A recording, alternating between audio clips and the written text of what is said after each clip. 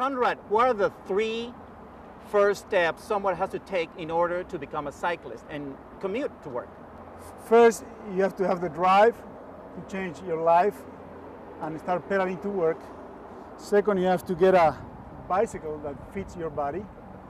Third, you have to get some safety gear that you need. What does the law says about bicycling in a city like Houston?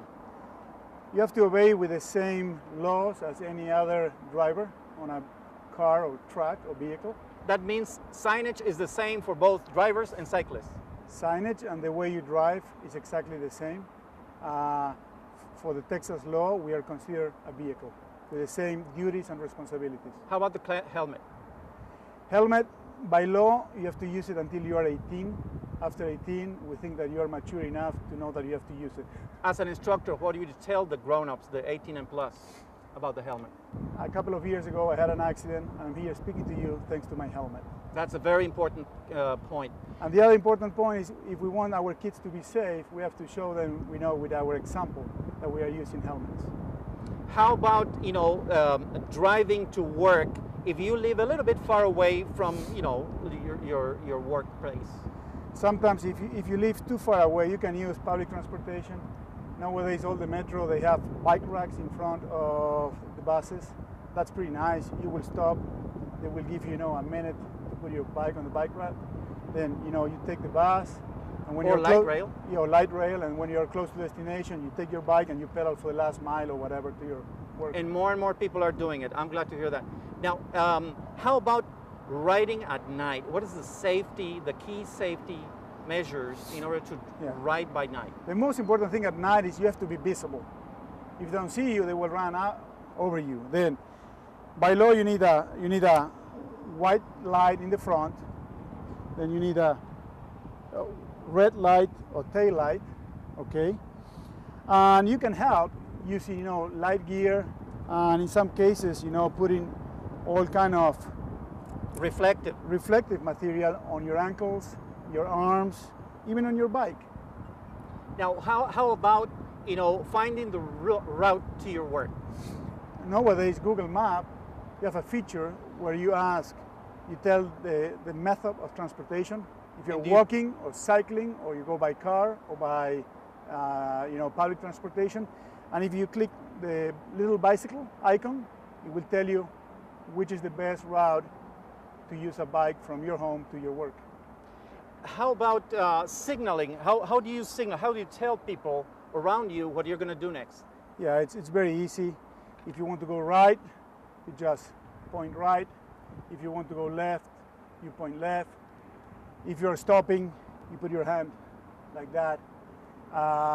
And if you want to change, manage lanes, and you want to go from a right lane to a left lane because you want to make a left, you start scanning left, and then you tell that you want to take that lane, and people understand. What would you recommend when your child wants to start going around, in a bicycle? First, you can go with them. I teach them. Second, all my kids, they went to school. I have 4 boys using their bikes. If you're a kid, you can use sidewalks. If you're an adult or 18 and older, you cannot use sidewalks. Kids, they can use sidewalks, and then you have to teach them how to cross. Now let's talk about the experience of cycling. What has cycling brought to your life? Oh, cycling brought a lot of friends. I am enjoying the outdoors.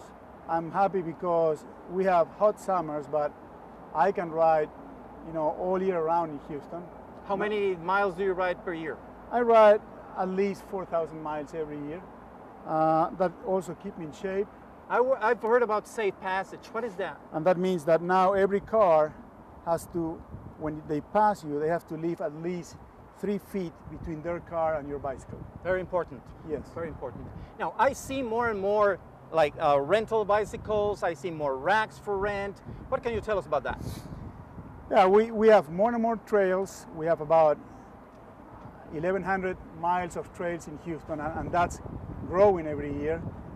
This is also a nice example. We know here we have bikes passing by, runners, and new bridges over the bayous.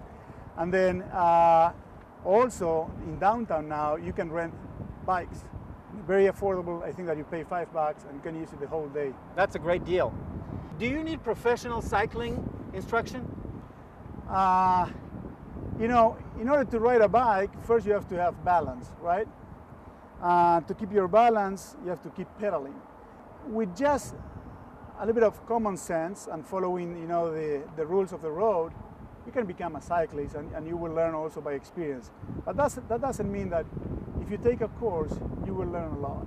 That would be more of the tension. And then there is several things, you know, for different levels. And some people like me, you know, we got hooked with the sport and with the people and all the things that cycling brought to my life, that now I became an instructor. Excellent. Well, that's been a very, very interesting interview. And now show us how you're gonna just hit the road. Yes, sir. Nice day to ride. Thank you, Conrad. Have a good ride. Bye-bye.